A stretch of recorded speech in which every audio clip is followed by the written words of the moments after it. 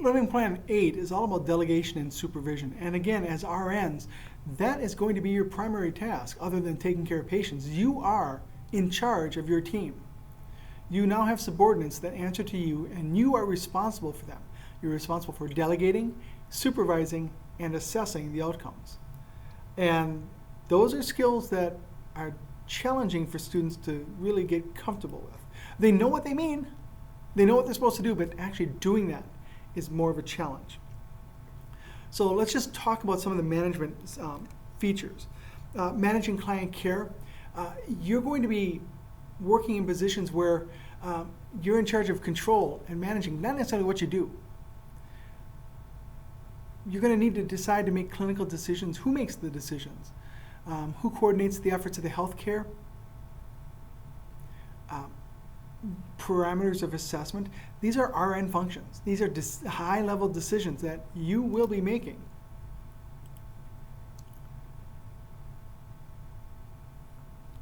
You're going to provide leadership for the team. This is the process of influencing the activities of everyone toward a single goal. And you're going to use task and relationship behaviors. And we'll talk about that a little bit later, in a few slides later, in greater detail. But leadership is not telling people what to do. Okay? That's more of a manager. Leaders encourage, incentivize people to do what needs to be done. They explain the why, and the people they explain it to believe the why. And remember, if you sell the why, people will do what you want. So a good leader makes sure that let's try that again. Good leaders make sure that everyone understands why you need to do something. So management versus leadership is exactly that. A manager is assigned the role. Managers are given a title. It's on their name tag, say manager. A leader may not be a manager. The best managers are leaders, but that isn't always the case. Sometimes leaders are nowhere near supervision, and yet they are leaders anyway. A manager is responsible for goals and tasks, but the leader may have goals that may or may not be the same as organizational goals. Because remember, a manager is something that's appointed to a person. Managers supervise people. So RNs are managers. You will supervise, assess, and evaluate everyone that works under you and with you. Leaders, they don't do that. Leaders influence. Leaders guide. Leaders show the way. Leaders are the first to do something. Leaders demonstrate that this new technique is good. So that's what a leader does. Managers tell you what to do. Leaders say, watch me.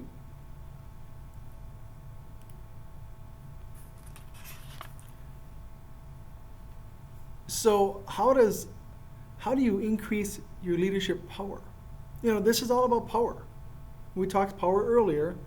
There's legitimate power, reward and punishment, informational, and referent. So how do you increase your leadership? You increase leadership by doing things, by taking on tasks that maybe other people don't want to do, and then doing them, and show them the way. You access and learn new information, and then you spread it around. You help others learn and work better.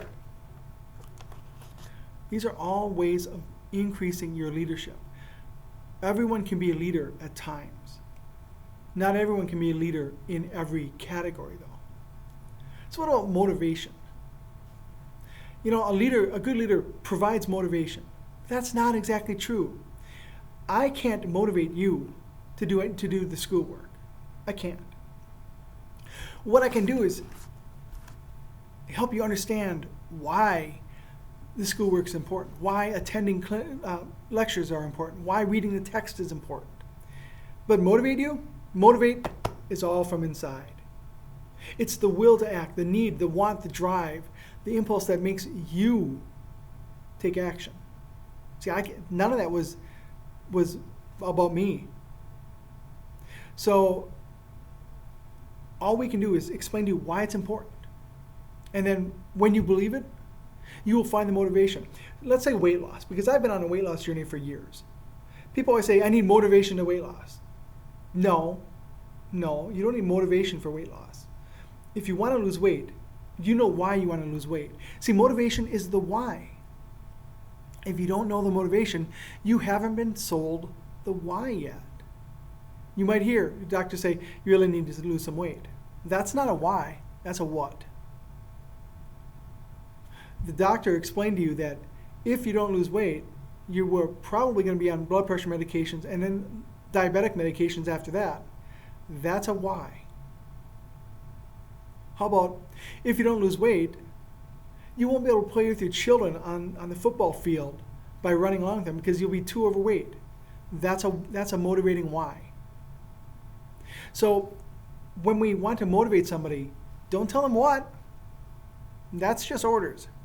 Tell them why. Explain, and it doesn't have to be anything huge and grandiose. I need you to check my patient's BGT because I need to give her insulin. That's just a clear, complete statement. And you are giving them the motivation, the why to get things done.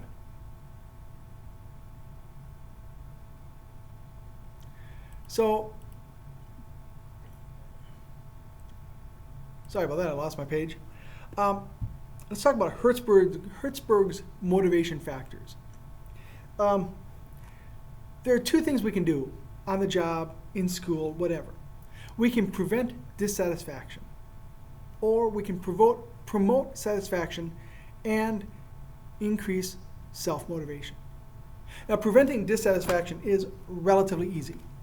On the job, throw some money at you. People get a little bit of a raise, they're going to be less dissatisfied for now, until it's a little while later and then they're back to being dissatisfied.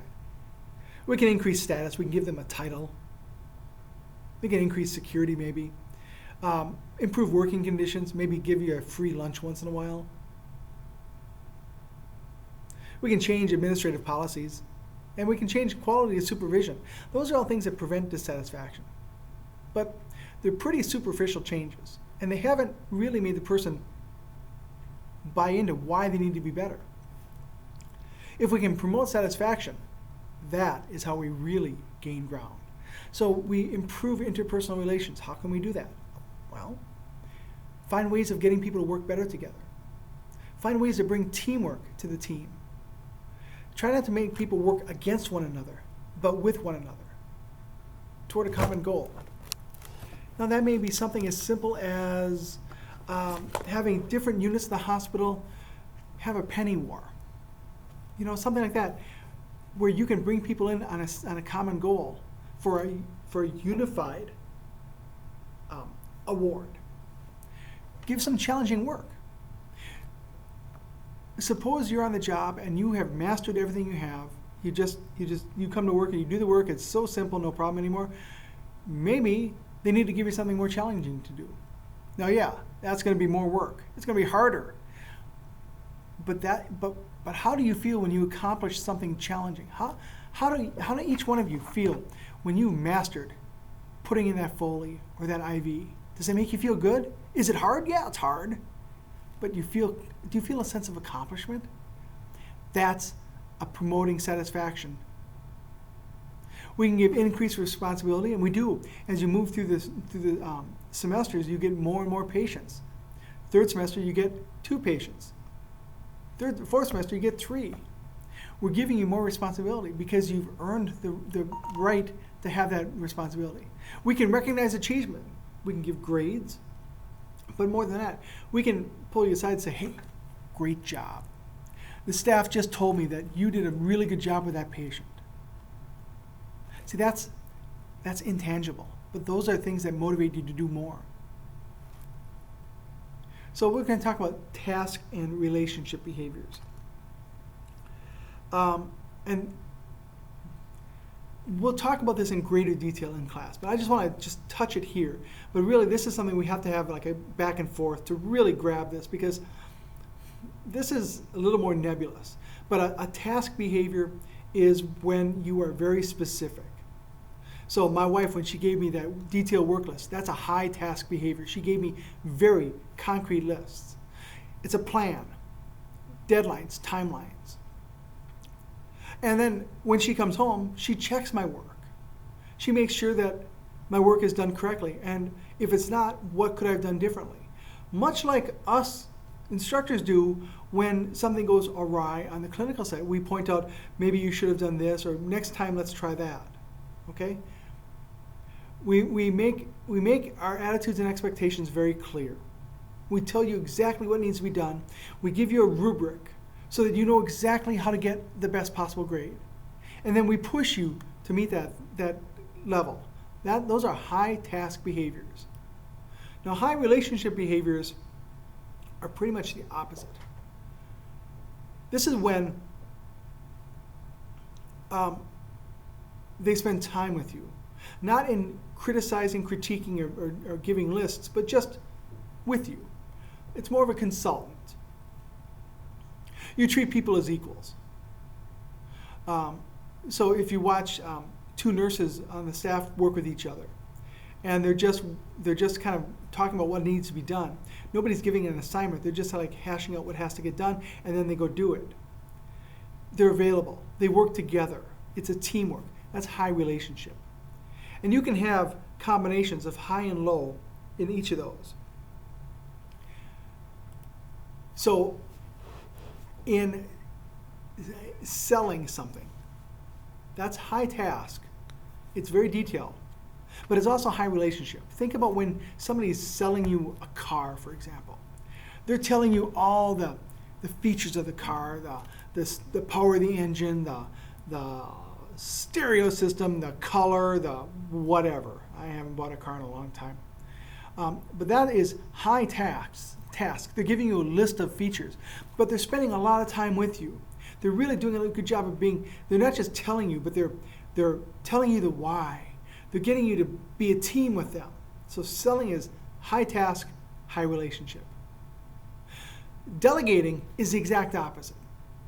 Delegating is go take care of Mary. Go take care of her evening ADLs. I'm not giving you a list of things that need to be done. I'm just telling you, take care of the ADLs. And it's Mary. And I'm not going to spend a lot of time holding your hand or giving you rah-rah cheering, cheers to get you all fired up. I'm not trying to get you to buy the why. Just telling you what you got to get done. It's delegating. Low task, low relationship. Now what about the highs and lows? High task, low relationship is kind of like both. High task, low relationship. I'm telling you what to do. That's it. Done. Out of here. But I'm telling you, giving you a list. So, you need to take care of Mary, Bill, and Joe. Mary needs her ADLs done. Joe needs ambulation. And Bill needs to be fed. And by the way, clean the bathrooms too. I'm giving you a list of things. High task. But then I'm walking away because I'm not going to be working with you. And then there's participating. Low task, high relationship. Low task is the manager. The classic example of participating would be a manager popping in saying, hey guys, I see you're overwhelmed. Let me grab this patient, or I'll do this IV start, or let me enter these orders. They're not telling anybody what to do. They're actually telling everybody else what they will do. And then they're acting as a resource person, that extra body. That's participating. Low task, high relationship. We're going to talk about this in a little greater detail in class. So don't feel like if you are confused or anything, that's okay. We'll talk about this in class. Come back for part 2.